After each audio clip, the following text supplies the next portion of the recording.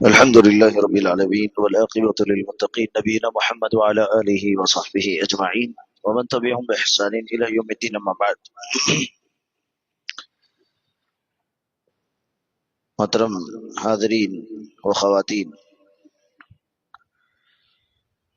آج ہم نے تراویح کی نماز میں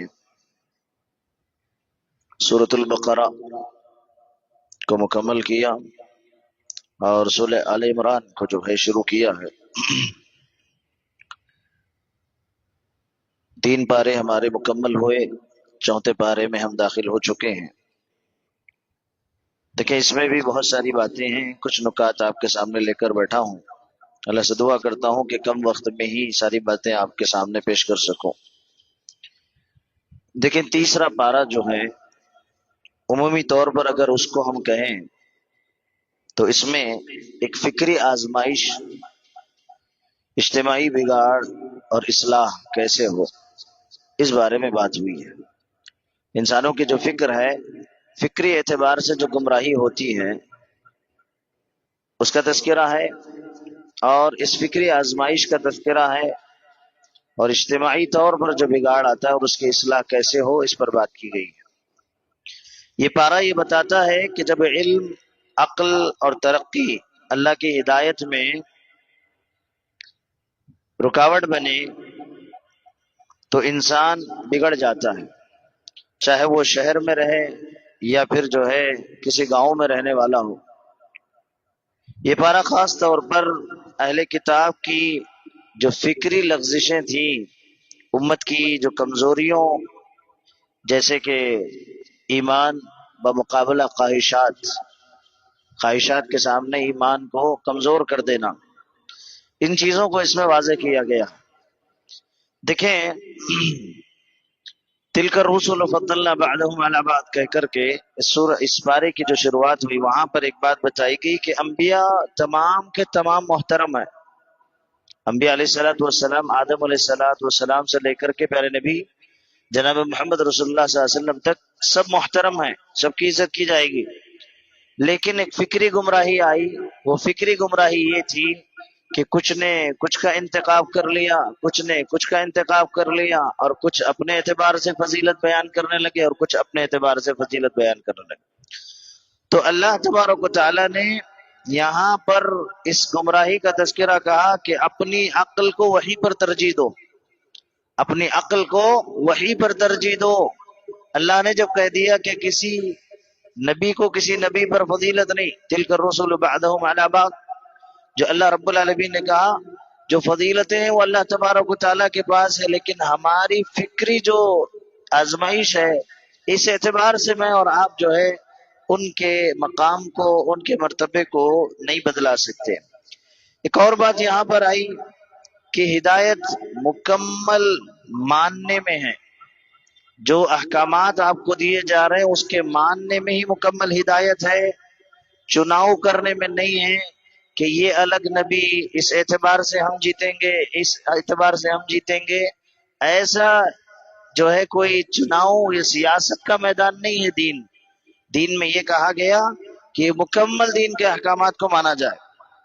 ایک اور شہر کا جو بڑا مسئلہ ہوتا ہے، شہروں میں رہنے والے لوگوں کا، اس کا تذکرہ ہے کہ یہ بات ٹھیک ہے یا نہیں ہے. اس طرح کا جو ہے تذبذب لوگوں میں ہوتا ہے. اور دین کے اعتبار سے ایک اور شہر کی جو فکری آزمائش ہوتی ہے وہ یہ کہ دین کو اپنی سہولت کے مطابق لوگ لیتے ہیں، اور تیسری چیز سوشل میڈیا سے دین کو منتخب کرتے ہیں. یہ شہر والوں کا سب سے بڑا مسئلہ ہے. اس کو اس میں اس صورت کے اندر واضح کیا گیا، کچھ مثالیں دے کر کے اس کو کہا گیا کہ بات ٹھیک ہے یا نہیں ہے یہ میں اور آپ اپنی فکر سے اس کا انتخاب نہیں کریں گے، ویسے فکر سے نہیں سمجھیں گے، اور دین کو اپنی سہولت کے مطابق نہیں استعمال کریں گے. اور تیسری چیز دین کا انتخاب، کیا صحیح کیا غلط، کون اچھا کون برا، سوشل میڈیا سے ہم نہیں لیں گے. کون فیمس ہے اسی کی بات، جو فیمس نہیں اس کی بات نہیں. یہ چیز نہیں ہے. یہ فکری آزمائش جو ہے اس کا تذکرہ اللہ رب العالمین نے کہا. یعنی یوں سمجھیں کل ملا کر کے کسٹمائز یہ دین کا نام نہیں ہے. کسٹمائز کر لیں، یہ دین کا نام نہیں ہے، بلکہ دین مکمل ہے. اللہ تبارک و تعالیٰ نے اسی کی طرف جو ہے بلایا. اور اس کے بعد ایک مشہور قرآن مجید کی سب سے عظیم آیت آیت الکرسی ہے. اس کی فضیلت میں اور آپ جانتے ہیں یہ اس قرآن کی سب سے افضل آیت ہے، اور فرض نماز کے بعد جو اس کو پڑھنے کا اہتمام کرتا ہے، اللہ کے نبی صلی اللہ علیہ وسلم نے خوشخبری دی، کہا کہ اس کے اور جنت کے درمیان موت ہی رہ جاتی ہے. اس کے اور جنت کے درمیان موت ہی رہ جاتی ہے. یعنی اگر کوئی ہر فرض نماز کے بعد آیت الکرسی کا اہتمام کر لے، یہ اس کے لیے جنت میں داخلے کا سبب ہے. ہمیں چاہیے کہ ہم آیت الکرسی پڑھیں، سیکھیں اور اس کو جو ہے عمل میں لانے کی کوشش کریں. اور تیسری فضیلت ایک بتائی، رات کو سوتے وقت سیکورٹی گارڈ اللہ کی طرف سے آپ کے لیے محافظ بن جاتا ہے. ایک نارمل آدمی اپنے رات میں سیفٹی کے لیے اگر کسی سیکورٹی گارڈ کو رکھے تو ماہانہ کتنی تنخواہ اس کی دے گا، ماہانہ کتنی تنخواہ دے گا، سوچ کر کے دیکھیں. یہاں اللہ تبارک و تعالیٰ کہہ رہے کہ صرف آیت الکرسی پڑھ کے سو جائے، اللہ تبارک و تعالیٰ صبح تک اس کی حفاظت میں ایک محافظ فرشتے کو بھیج دیتا ہے. اللہ کا محافظ آ کر کے حفاظت کرے گا، اللہ کی حفاظت میں وہ بندہ ہو جائے گا. دنیا کا ہو سکتا ہے کہ سیکورٹی گارڈ ہی آپ کی جان لے لے چند پیسوں کے لیے، کسی مقصد کے لیے، لیکن اللہ کی حفاظت میں آ جاتے ہیں. اتنی عظیم آیت اللہ رب العالمین نے اس میں بتائی. اور اس آیت پر ہی بات کرے نہیں، لمبی گفتگو ہوگی، اتنی عظیم آیت ہے. اور اس آیت میں بھی توحید کی تینوں قسمیں بیان کی گئی ہیں، توحید ربوبیت، توحید الوہیت، توحید اسماء و صفات. لہو ما فی السماوات و ما فی الارض، یہ توحید ربوبیت ہے کہ زمین و آسمان صرف اللہ رب العالمین ہی کے لیے، اسی نے پیدا کی. اور لا الہ الا ہو، اللہ کے علاوہ کوئی معبود برحق نہیں، توحید الوہیت ہے. توحید اسماء و صفات، اللہ کے عظیم نام اس میں آئے. لفظ جلالہ، اللہ کا لفظ اس میں آیا ہے جو اس میں اعظم ہے. اللہ کے ناموں میں سب سے بڑا نام ہے اللہ، الحی، القیوم، العلی، العظیم. 5 اللہ تبارک و تعالیٰ کے بڑے نام اس جو ہے آیت کے اندر آئے ہوئے ہیں. تو یہ اس معنی سے بھی بڑی اہم جو ہے یہ آیت بنتی ہے. اور اس کے بعد ہی فوراً ایک اور بات بتائی گئی، لا اکراہ فی الدین. دین میں کوئی زبردستی نہیں، دین میں کوئی آپ کو مجبور کر کے جو ہے لا کر کے بٹھایا نہیں جائے گا، اختیار ہے. مجبوری کی بات ہوتی نہیں، کوئی بھی باہر نہیں جا سکتا تھا. جیسے قرآن سنے بیٹھو، تمہیں اب درس بھی سننا پڑے گا، مجبوری نہیں ہے، کوئی زبردستی نہیں ہے. آپ سننا چاہ رہے ہیں، آپ کا انتخاب ہے، آپ نہیں سننا چاہ رہے چلے جائیں. دین میں کوئی زبردستی نہیں. اسی سے سمجھ میں آتا دین جو ہے کسی پر زور زبردستی نہیں کرتا ہے. اور نمازوں کے سلسلے میں، سنن وغیرہ کے سلسلے میں بھی کوئی زبردستی نہیں ہے. یا اس کے علاوہ اگر دیکھیں اللہ کے نبی صلی اللہ علیہ وسلم کی سیرت اور اسلام کو جو نشانہ بنایا جاتا کہ اسلام تلوار کے زور سے پھیلا ہے، نہیں، یہ کانسیپٹ ہٹائیے. اسلام تلوار کے سائے میں پھیلا ہے، تلوار کے سائے میں پھیلا ہے. تلواریں ظالموں کی تھی اور اسلام اس کے نیچے پھیل رہا تھا. کیسے؟ آپ دیکھیں گے، چند جھلکیاں میں آپ کو دیتا ہوں اور آپ بتائیے کہ اسلام تلوار کی زور سے زبردستی پھیلا یا پھر جو ہے تلوار کے سائے میں پھیلا. آپ دیکھیں گے قاتل اللہ کے نبی صلی اللہ علیہ وسلم کو، صحابہ کو قتل کرنے کے لیے آئے، میدان میں اتر کے تب جا کر کے اللہ کے نبی صلی اللہ علیہ وسلم دفاع کے لیے اترے. ورنہ مکہ کی پوری 10 سالہ زندگی پستے رہے، کٹتے رہے، جھلستے رہے، ہر تکلیف برداشت کرتے رہے، بیوی بچوں کو کرتے دیکھا، ماں باپ کو کرتے دیکھا، لیکن کبھی بھی پلٹ کر کے کوئی انتقام نہ صحابہ نے لیا نہ اللہ کے نبی صلی اللہ علیہ وسلم نے. مدینہ میں جانے کے بعد جب یہاں سے امن نہیں ملا تو مدینہ میں جا کر کے اسلامی مرکز بنایا گیا، اور وہاں جانے کے بعد وہاں پر بھی انہیں سکون سے رہنے نہیں دیا گیا. ان کے خلاف سازشیں ہوئی اور ان کے شہر میں آ کر کے انہیں تباہ کرنے کی کوششیں کی گئی. تب جا کر کے اسلام نے دفاع کیا، تب جا کر کے اسلام نے ہونے والے وار کا جو ہے ڈیفنس کیا. اور دوسری جھلکی آپ کو بتاؤں، مدینہ پہنچ کر کے اللہ کے نبی صلی اللہ علیہ وسلم نے اگر تلوار کے زور پر پھیلا ہوتا تو مدینہ میں اللہ کے نبی صلی اللہ علیہ وسلم زور پر پھیلائے ہوتے دین کو نہیں. وہاں کے جتنے یہود و نصارہ تھے سب سے آپ نے صلح کر لی، سب سے آپ نے صلح کر لی تھی. کوئی وہاں پر جو ہے لڑائی جھگڑے کا ماحول بنا ہی نہیں. اور اس کے علاوہ قریش سے بھی 10 سال کا معاہدہ ہوا تھا کہ تمہارے ہمارے درمیان کوئی لڑائی نہیں ہوگی. لیکن سب سے پہلے معاہدہ توڑنے والے سے خود قریشی تھے، خود انہوں نے توڑا۔ صلح حدیبیہ کے موقع پر جو ہوا، اس وقت صحابہ کہنے لگے، حضرت عمر نے یہ سوال اٹھایا، ہم دب کے کیوں فیصلہ کریں، ہماری حکومت ہے، ہم کچھ بھی کر سکتے ہیں۔ اللہ کے نبی صلی اللہ علیہ وسلم نے کہا کہ نہیں، میں دور اندیشی سے دیکھ رہا ہوں کہ اس کے کیا نتائج ہیں۔ اور اسی طریقے سے آپ دیکھیں گے کہ جو ہے جنگ بدر بھی جو جب پیش آئی، جنگ بدر میں بھی خود قریش جو ہے بدر کے میدان میں مدینے کے قریب تک پہنچ گئے تھے مسلمانوں کو ختم کرنے کے لیے، اسی لیے یہ جنگ ہوئی۔ اور جنگ احد میں بھی پھر بدر کا بدلہ لینے کے لیے لوگ اٹھ کر کے آئے تھے، اسی وجہ سے جنگ احد بھی پیش آئی، ورنہ اسلام کی طرف سے کوئی پہل نہیں ہوئی کہ جو ہے جنگ کی جائے، کوئی قتل و غارت کی جائے، ایسا کوئی معاملہ نہیں ہے۔ لا اکراہ فی الدین، اللہ نے اعلان کہہ دیا کہ دین میں کوئی زبردستی نہیں ہے، کوئی ظلم نہیں ہے۔ اور اسی طریقے سے ایک اور بات اللہ تبارک تعالیٰ نے اس پارے کے اندر ذکر کی، دنیا پرستی، مال کی محبت اور انفاق فی سبیل اللہ کیا ہوتا ہے، اس کا جو ہے ایک بڑا جو ہے تفصیلی گفتگو اس کے اندر ہے۔ بس اختصار کے ساتھ کہوں، اللہ تبارک و تعالیٰ نے آیت نمبر 261 میں 261 میں کہا، مثل الذین ينفقون اموالهم فی سبیل اللہ کمثل حبۃ انبتت سبع سنابل فی کل سنبلۃ 100 حبۃ۔ اللہ نے ایک مثال دی، کہا تم زمین میں ایک دانہ ڈالتے ہو اور دیکھتے ہو کہ وہ دانہ جب نکل کے آتا ہے اس کے جو ہے 7 کونچلے نکلتے ہیں، اور ہر کونچلی سے جو ہے 10 دانے، 700 تک اس کی تعداد پہنچ جاتی ہے۔ 100 دانے، 100 سے 700، یعنی ایک مثال دی اللہ نے، ایک ہی دانہ ڈالا، نکلا کتنا؟ 700 کے قریب نکلا۔ تو اللہ تبارک و تعالیٰ نے یہ کہا، عبداللہ بن مسعود رضی اللہ تعالیٰ عنہ کی راوی حدیث ہے، کہتے ہیں اللہ کے نبی صلی اللہ علیہ وسلم نے ایک آدمی نے ایک زبردست اونٹنی اللہ کے راستے میں فی سبیل اللہ دے دی۔ اللہ کے نبی صلی اللہ علیہ وسلم نے کہا کہ قیامت کے دن اللہ تبارک و تعالیٰ اس کو ایسی ہی مہار والی جو زبردست اونٹنی ہے، 7 اونٹنی اللہ دے گا اس کو، 7 اونٹنی اللہ رب العالمین اس کو دے گا، فی کل سنبلۃ 100 حبہ۔ یہاں ایک بات آئی، ایک باریک نقطہ یہ بیان کیا، جب ایک دانہ بونے کے بعد اس سے 7 بالیاں نکلتی ہے اور ہر بالی میں 100 دانے لگتے ہیں تو 700 ہوتے ہیں، تو کہا کہ جو مخلوق ایک دانہ بو کر کے مخلوق کے لیے مخلوق ہی 700 دانے بن جائے تو وہ خالق جب دینے پر آئے تو کتنا دے گا؟ ایک مخلوق جب نکلتا ہے، دانہ پھٹ کر کے نکلتا ہے تو وہ 700 گنا بڑھ جاتا ہے، تو خالق جب دینے پر آئے بندے کو تو کتنا دے گا؟ اس بات کا تصور یہاں پر دیا گیا کہ اللہ تبارک و تعالیٰ بندوں کو بہت دیتا ہے جب اللہ کے راستے میں خرچ کرتے ہیں۔ ہم سوچ رہے ہوتے ہیں 100 ہم نے دے دیا، لیکن اس کا ثواب اور اس کا بدلہ کتنا ہمیں ملے گا اس کا تصور بھی ہم نہیں کر سکتے۔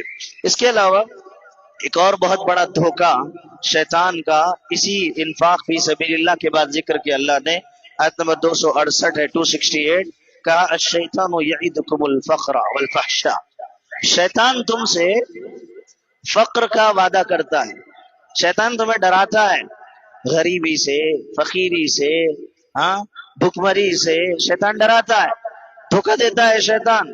تو یہاں پر امام حسن بصری رحمۃ اللہ علیہ کا ایک قول ذکر کیا گیا، کہا کہ انہوں نے لکھا ہے میں نے قرآن مجید میں 90 مرتبہ پڑھا ہے کہ اللہ تبارک و تعالی نے کس بندے کا رزق متعین کرنا ہے اور اللہ تبارک و تعالیٰ نے اس کے رزق کی ضمانت لی ہے۔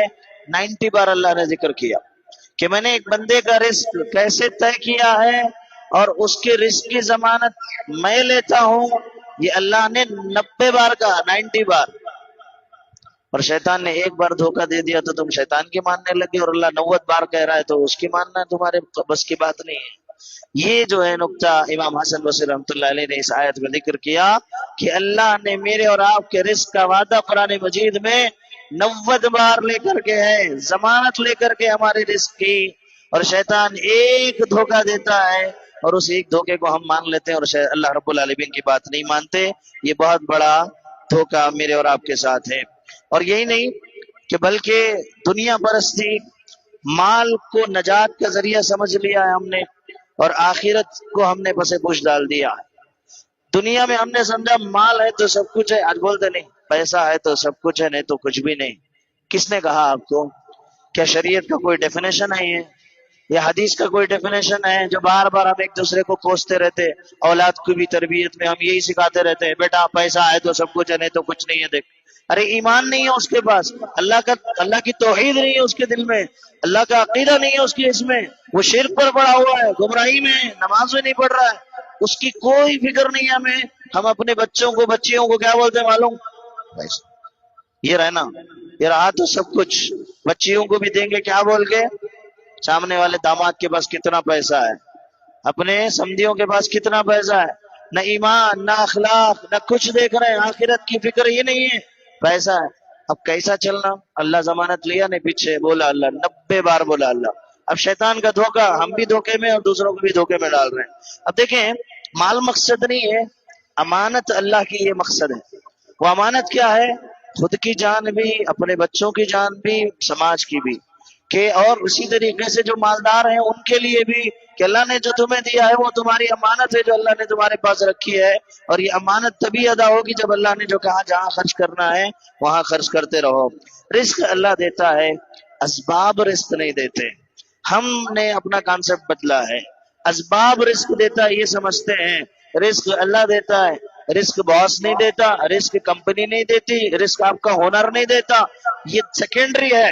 لیکن پہلی چیز اللہ رزق دیتا ہے۔ کتنے ڈاکٹر ہے گھر میں بیٹھے ہوئے، کتنے انجینئر ہے ناکام بیٹھے ہوئے، کتنے سائنٹسٹ ہے جو بغیر جاب کے چلے گئے دنیا سے، کتنے ایسے لوگ ہیں جن کے جو ہے مال کے انبار لگے ہوئے لیکن کھا نہیں سکتے، پی نہیں سکتے، ان کو جو ہے منع کر دیا گیا ہے کہ آپ جو ہے صرف دوا پہ رہیں گے، انسولین پہ رہیں گے، فلاں پہ رہیں گے، کیا کریں گے دولت کو لے کر کے؟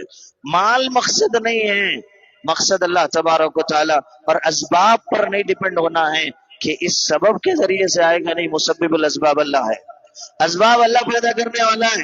وہ اللہ رب العالمین نے کیا کہا کہ اللہ تبارک و تعالی بغیر حساب و کتاب کے تمہیں رزق دے گا، اللہ نے وعدہ کیا، آپ کاؤنٹ نہیں کر سکتے کہاں سے آئے گا، کدھر سے آئے گا، کتنا آئے گا، اتنا آئے گا آپ کے۔ ایک چھوٹا سا واقعہ بس آپ کو تھوڑے سے ہی بتانے کے لیے ذکر کر دوں۔ ایک چپراسی تھا سعودی عرب میں، گزشتہ سالوں کی بات ہے، ایک چپراسی تھا جو ایک مال کے آگے ڈیوٹی کیا کرتا تھا۔ ایک مالدار آدمی گاڑی میں آیا، آ کر کے اتر کے اس چپراسی سے کہا کہ میں لینڈ لارڈ ہوں، زمینیں خریدتا بیچتا ہوں، یہ میرا جو ہے بزنس ہے، تو مجھے جو ہے اس علاقے میں کوئی ایک اچھی زمین کہیں ہے تو بتانا۔ وہ بولا اور چلا گیا، اور میں تمہیں کچھ قیمت دے دوں گا۔ اب یہ بندہ اس کی بات پہ تھوڑا ذہن میں رکھا، ڈھونڈتا رہا، غریب آدمی، چپراسی کی نوکری، سعودی عرب کا آدمی 4000 ریال کی نوکری کرتا ہے بس۔ اب جو ہے ڈھونڈنے لگا، ایک دن گزرنے کے بعد، کچھ دن گزرنے کے بعد اسے نظر میں ایک زمین آئی، اس نے اس کے ڈیٹیلز نکالے، لیکن اب یہ بندے کے ڈیٹیلز اسے نہیں مل رہے تھے۔ کچھ دن کے انتظار کے بعد ڈیٹیلز ملے، جا کر کے اس نے جو ہے اس کو ساری تفصیلات بتائی، بتانے کے بعد اس بندے نے وہ سامنے والے جو زمین کا اونر تھا اس سے زمینیں خرید لی، سب کچھ ہو گیا۔ اب یہ بندہ سوچنے لگا کہ ایسے ہی بول کے گیا ہے اللہ کہ جو ہے کہ دلا دے میں کچھ بھی دے دوں گا، بھروسہ چھوڑ دیا اس کے اوپر اور اپنی ڈیوٹی کرتا رہا ایمانداری سے۔ پھر ایک دن ایسا آتا ہے کہ وہی مالدار گاڑی، عالیشان گاڑی میں آ کر کے اترتا ہے، وہ آدمی اتر کر کے اس کے ہاتھ میں چیک رکھتا ہے، اور وہ چیک لیتا ہے ایسے ہی بس نظر انداز کر کے لے کے جیب میں رکھ لیتا ہے، سمجھتا ہے کہ 4-5 ہزار ریال کچھ دیا رہے گا، لیکن بعد میں وہ گھر جا کر کے دیکھتا ہے 50,000 ریال کا چیک اس کے ہاتھ میں اس نے رکھا۔ 50,000 ریال کا ایک چپراسی کے لیے بہت بڑی رقم ہوتی ہے، یہ اتنی بڑی رقم اس کو اس نے دی، رزق اللہ دینے والا ہے۔ اخلاص سے اس نے تلاش کیا چپراسی کی نوکری کرتے ہوئے کہ جو ہے اس کی مدد کر دیں گے، اس نے مدد کی، اللہ نے رزق کا وعدہ لیا، اللہ نے دے دیا اسے۔ ایک مثال قائم ہوئی تھی، سعودی عرب میں جو ہے نیوز میں یہ چیز آئی تھی۔ بہرحال اس کے بعد ہم آگے چلتے ہیں، اللہ تبارک و تعالی غموں اور اندیشوں کا علاج بتا رہا ہے قرآن مجید میں۔ ہم اکثر غم میں ملوث ہیں، آج درس خطبے میں میں نے کہا تھا، انزائٹی، ڈپریشن، ٹینشن، غم جو ہے ہمارے اندر، اس کا ایک علاج اللہ نے بتایا۔ کیا بتایا؟ الذین ينفقون اموالهم باللیل والنہار سرا وعلانیہ فلہم اجرہم عند ربہم۔ اللہ نے کہا چھپ کر کے کی جانے والی عبادتیں، چھپ کر کے تنہائی میں کی جانے والی عبادتیں، چاہے آپ چھپ کے خرچ کرو पीठ पीछे किसी को दे दिए, किसी की किफालत कर लिए, किसी के आपने घर की जिम्मेदारी ले ली, किसी की तालीम की जिम्मेदारी ले ली, किसी की जो है बेवा की आपने जिम्मेदारी ले ली, जो भी छुप के करो, लोगों को मालूम ना हो कि आप कर रहे हैं। कहा कि आपके गमों और दूर आपके अंदेशों का इलाज है इसके अंदर, आपकी परेशानियां खत्म हो जाएंगी।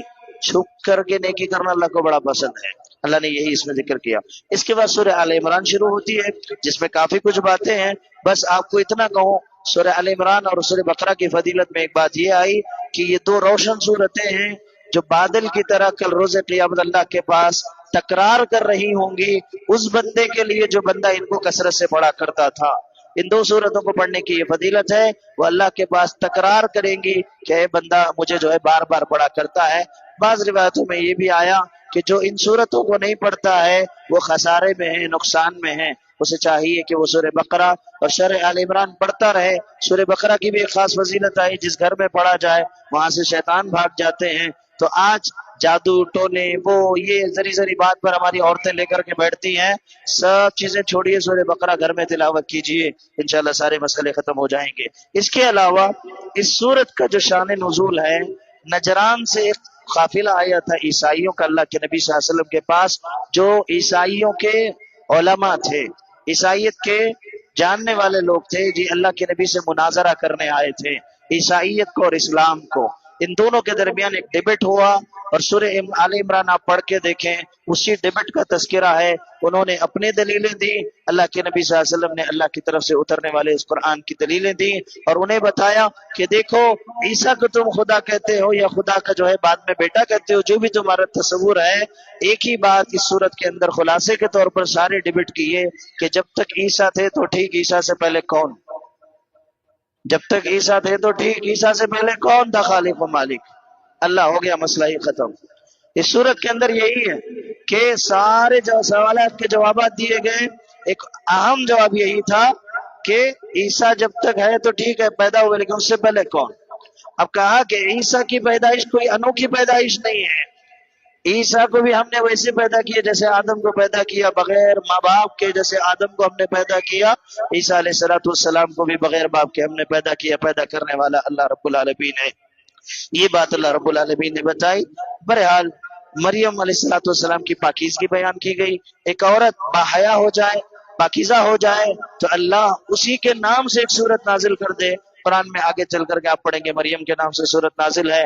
और जो खानदान नेक साले हो, अल्लाह उनका तज़किरा कुरान में करे।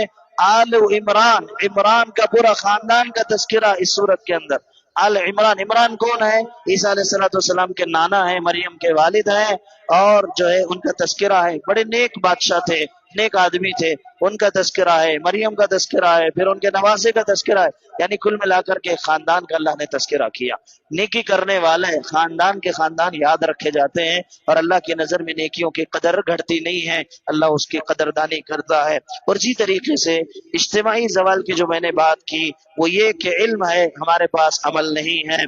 जबान पर ईमान है लेकिन दिल में दुनिया बसी हुई है। ये बड़ा फितना आज के दौर का मुनाफकत है, जिससे हर दम मुझे और आपको अल्लाह से पनाह मांगने की जरूरत है। और इसी तरीके से मोहतरम भाइयों, 4 बातें जो अमली तौर पर मैं दे करके जाता हूँ रोजाना, आज की भी 4 बातें बस आपको दे करके जाऊं। दीन को पूरा कबूल करें। या अहलल किताबी ताअलू इला कलिमतिन सवाइन बैनना व बैनकुम, कि तुम्हारे हमारे दरमियान एक ही कलिमा है, ला इलाहा इल्लल्लाह। दीन में पूरे के पूरे दाखिल हो जाओ, अल्लाह रब्बुल आलमीन को मान करके, उसी की मानो, अल्लाह को मानो, लेकिन अल्लाह की भी मानो, ये बहुत जरूरी है। अल्लाह की मानो, ये बहुत अहम है। ये पहली बात। सहूलत के हिसाब से दीन को कबूल मत करो, बल्कि अल्लाह ने कह दिया बस कबूल कर लो, कुरान और सुन्नत को मेयार बनाओ। ये पहली चीज, दीन को पूरा कबूल करें। दूसरा, वक्त की तंजीम अपने अंदर लाएं, कि हम नमाजों का शेड्यूल बनाएं, फैमिली के लिए वक्त दे, एक शेड्यूल अपना सही रखें। ये दूसरी बात। तीसरी बात, हलाल कमाई की तरफ फोकस करें, हराम अपनी कमाई में अपने घर में दाखिल होने ना दे, इससे बचने की कोशिश करें। चौथी चीज, हमारी नई नस्ल की हिफाजत करें, नई नस्ल की हिफाजत करें कि वो, हम उसको जो तरबियत देना है, हमने समझा कि मोबाइल फोन लैपटॉप उसकी तरबियत और मुरब्बी हो गए। नहीं, खुद टाइम दे, उनकी तरबियत करे और घर में دین کا ماحول پیدا کریں۔ آخری بات، جو وحی کے ساتھ چلے گا وہ بھیڑ میں رہ کر کے بھی محفوظ رہے گا، جو اللہ کی وحی اور اللہ کے پیغام کے ساتھ رہے گا وہ بھیڑ میں رہ کر کے بھی محفوظ رہے گا، لیکن جو تنہائی میں بھی ہو لیکن اللہ کا پیغام کو مان کر کے نہیں چلے گا وہ تنہا رہ کر کے بھی گمراہ ہو جائے گا۔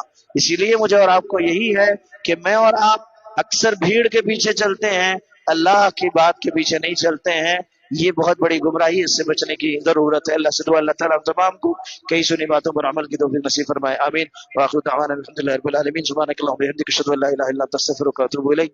السلام علیکم ورحمۃ اللہ وبرکاتہ۔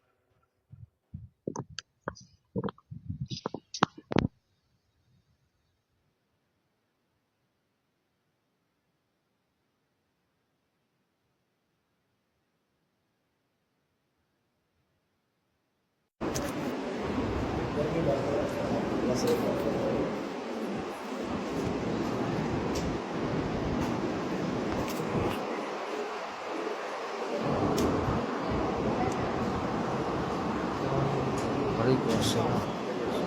کتاب ہے کیا؟ ہے وہاں گھر پہ لا کے دو، لا کے دیتا ہوں۔ کرنا میں جلدی سمجھ میں آتا ہے۔